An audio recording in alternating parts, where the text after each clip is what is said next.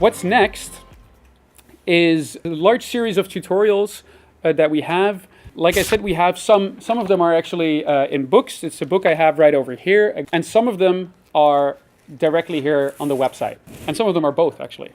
In this case, we can start with the very first tutorial on the website. This is always, everyone is automatically enrolled into this one. So if you go back to tutorials, you should see here Space Game. So let's start with Lesson 1, Introduction.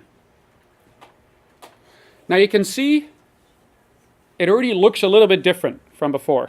Here it says Space Game Lesson 1. And again, this is for anyone who's new to PixelPAD, and you can right away see that at the very top there's an instruction banner, and that banner really helps for everything that you have to do. So for a teacher, if you're wondering like, well, okay, what's next? Simply, I would say read the banner and you click next. Also for students that are just getting started with this, besides helping them as they go, they can actually use these banners, which is similar to our book, but of course the banner is just always there. So they don't have to switch to like, oh, what's the book? Okay, write it. Oh, what's the book? Write it. No, they can right away read it from the banners. To be honest, the books work very well, but the banner can just make it a little bit easier. It actually describes the situation. Our game right now is totally empty. So let's add the most important piece first, our player. Click on the game script and then in the code section start tab. And then copy down this line of code. So what we're looking at here on the left, we already have the game script highlighted by default. So as it says, copy down this line of code. So over here, what you can do, you can either copy it. Otherwise, I would usually encourage students to write the line of code. It's very useful for them to get used to typing. I know for the youngest students, it might sometimes be difficult to type. I've seen a lot of times where students are learning how to code, but they're also learning how to type at the same time. And it can be very slow, right? Because it goes one key at the same time.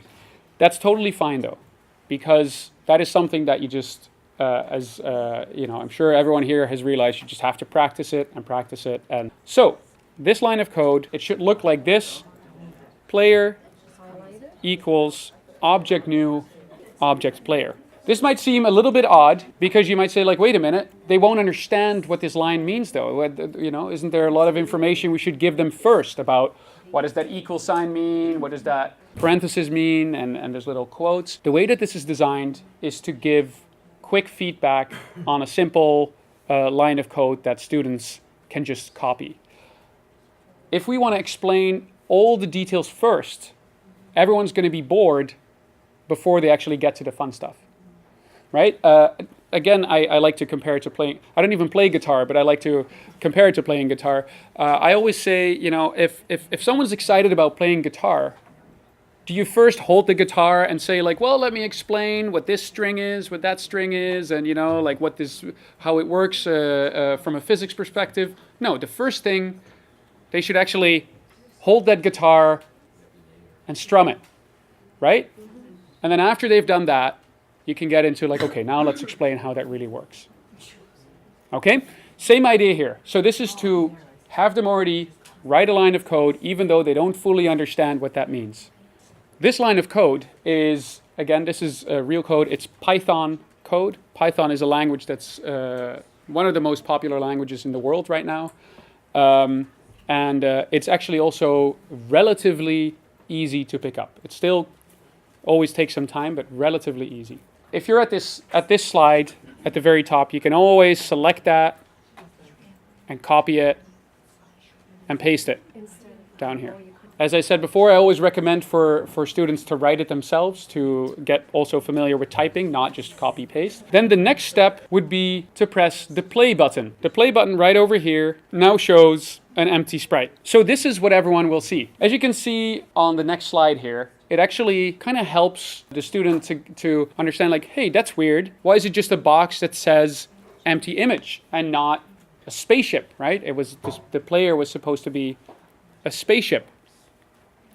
Well, that's because this object doesn't have an image or sprite, as it's called, attached to it. So again, they might not even be familiar with how to add a sprite themselves, or they definitely won't be. The idea is that we just give them the line of code, and then they can put it in themselves. Now, if we see the next explanation, it says click on the obj underscore player script. Under this little section here, object scripts, over here it says object player. Now if I click over here in object underscore player, then you might be like, hey, wait, where did my code go? Before anyone's worried, actually if you go back to game over here, oh, that is where my line of code is. Okay, so if I go to game, I have the game script, and here I have what's called the player script. Now, for the line of code that we want to add here, I'm just going to switch back to the slider and take this line over here. Sprite equals sprite underscore new sprite player. This might be something where the students say like, oh, but we haven't learned what the full line of code really means. But what we found is that when we're teaching this, students, they're not really looking for that. They just want to see that sprite. And you give them here the ability to change that sprite. And in the next class, they will actually learn, oh, that's how that works. And that's how I can change it to my own sprite, etc., etc. So at this point, we just want to make sure they're having fun and that they're using these lines of code themselves. So sprite equals sprite new. So what I did is I went first into the game script and I put in this line of code. And I got it just from the slider. Then I went to the object underscore player script and I wrote this line of code. Sprite equals sprite underscore new sprite player. And if you're wondering about that line of code, maybe it's hard to read from the screen, you can always go back to that slider where it explains that line of code. Now, as you can see, this slider also explains like, oh, if you couldn't find the object player before, it actually has a little picture. That's where it is. And then if we press play again, so I have to press stop and then play again. And that is a very exciting moment, right? We have a spaceship. I always get excited when I see that. Okay, let's see if people have spaceships. I see some spaceships here. That's great. Spaceships over there. Okay, and this is great. Always, I would always encourage for students to help each other out. You should always press save. Yeah, very good point. Always press save. For the next part, and this is actually a very interesting one, code, right? Very similar to math, of course, as I mentioned before. So what we're doing here is we're introducing X and Y. Now, to most students, that sounds like, what? X and Y? I don't want to learn that. That sounds boring, sounds like math. But the great thing is that we're not using it only to do math. We're using it to move that spaceship around. Can someone explain what's X movement? What does that mean? Horizontal movement, right? And Y movement? Vertical movement. Perfect. So, again, that is the exact same in any game. So if I go to the next slide, it says click on our game script again and copy down this line underneath the old one. On the left, right over here, right? Game script, right over here. So the line of code that we're looking to add here is player.x equals 100. So over here, the two lines of code that we have are player equals object new, and then we have to write player.x, and I'll zoom in a bit, player.x equals 100. Someone who hasn't played yet, what do you think would happen when we change the player x to 100? Perfect, it moves over to the right. So if I stop and play again, I now see my spaceship has moved to the right. Player.x equals 100. Now, let's say I want to move it a little bit further to the right. What would I change in this line of code? Change the number to, and I already heard 200. Awesome. Okay, stop, play, and there you have it. It moved to the right. The number basically is references what's called pixels on the screen. So those are 100 pixels. Yeah, okay, and that's great. You see, coding really doesn't have to be so difficult. You just have to go through it step by step. And it does take time. In the very beginning, it's always a lot of information. But you have to look at it in these small challenges. So what sometimes happens is that someone has actually selected this and then said, oh, I need to type a new line of code. Then it removes the old line of code. So that's, of course, then it won't work anymore because suddenly you're trying to run 2 lines, but you removed the first one. So in that case, you want to go back to the first slide. Make sure that you have that very first line in there as well. Player equals object new object player. So what if I want to move the spaceship? Right now we moved it to the right side. What if I want to move it to the left side? What should I do? Negative. Perfect. Perfect. Okay. Player.x equals, let's say, negative 200. Stop, play, and there we have it. Now it moved to the left side of the screen.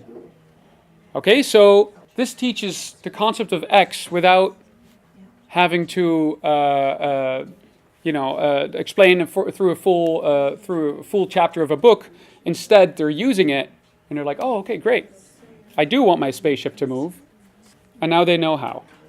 I would like to challenge you to move the player object up or down, and for that, I would have to write a new line of code. Player.y, perfect, yeah, equals whatever, right?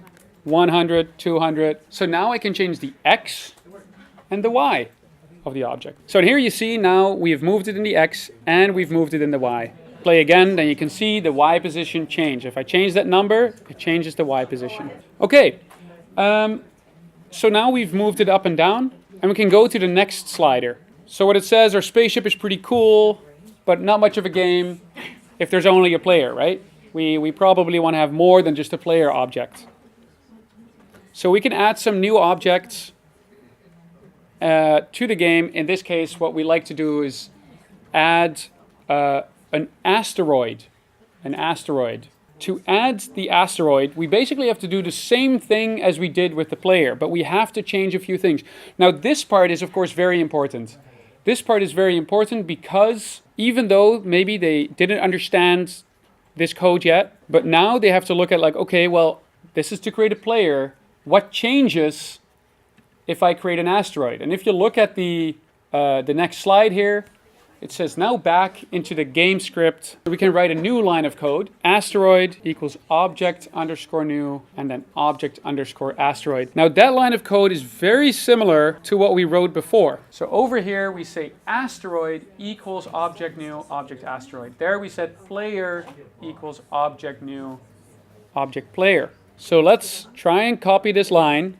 So you can select it, and you can either type it, asteroid equals object underscore new.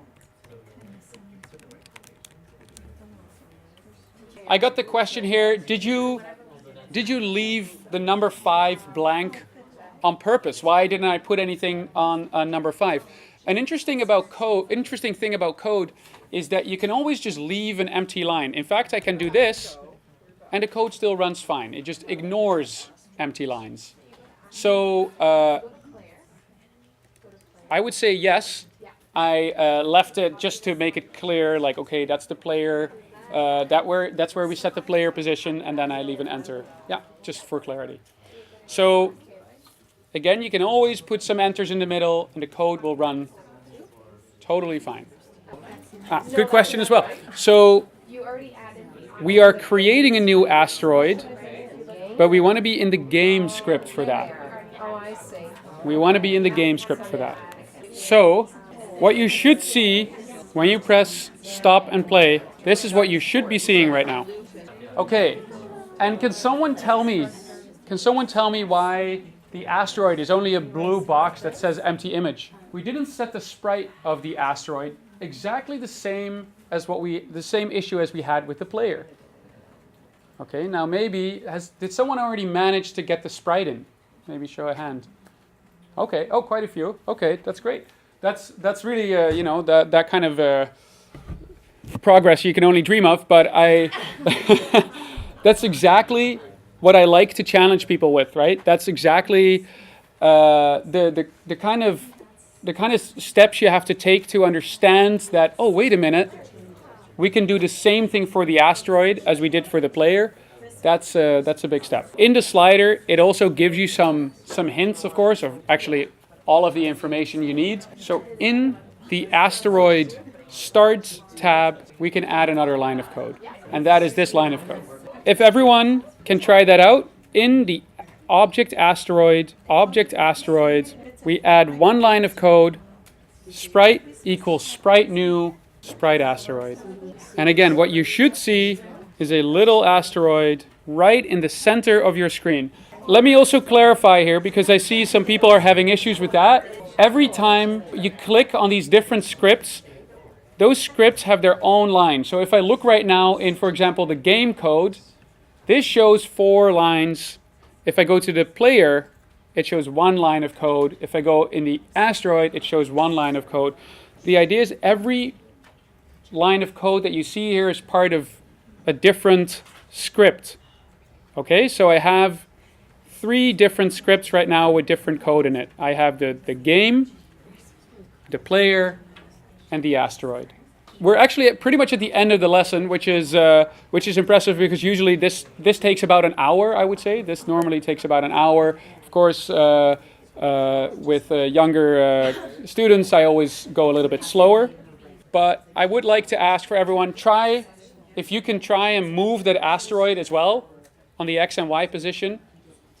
That is the final step of this class, but you can maybe do that afterwards, or maybe you've already done it, but that would be the final part of this lesson. See, a lot of people are trying a lot of things. That's exactly what I like to see. This is all about trial and error, right? I just want to talk about next steps, how to get this into your classroom and hopefully get excited kids like this. The first thing I want to say, we're here to help, in the sense that we're very excited about bringing PixelPAD into the public school system. We've been using it for years. We love it. Our students love it. But of course, we also hope that you will love it. So please let us know whenever you have issues. We have, like I mentioned, PixelPAD paper books. We're also going to put every course that we have as a book online, so you can download that as a PDF. You can print it if you want. Again, that's all free. So yeah, that one will be available on the PixelPAD website. The slider tutorials, they do really help, because we've of course done this a lot of times, and the sliders can really help, especially because it's directly integrated with the engine. So those two systems, they work really well together. In terms of feedback, we have a Reddit page for feedback. Also on our website, you can always provide feedback. We really value that a lot. We want to make our product work for everyone. So of course, right now there's going to be a Q&A after. You guys can ask more or suggest more, but also at any time, please let us know. Hopefully your takeaway, why PixelPAD is a great tool to learn how to code, and how you can teach code easily, whether it's through blocks or through Python, but how you can teach code easily with PixelPAD. Okay, you guys excited to use PixelPAD? Yeah, okay, that's great, that's awesome. Again, please let us know if there is anything, but yeah. Thank you. Cheers. Thank you.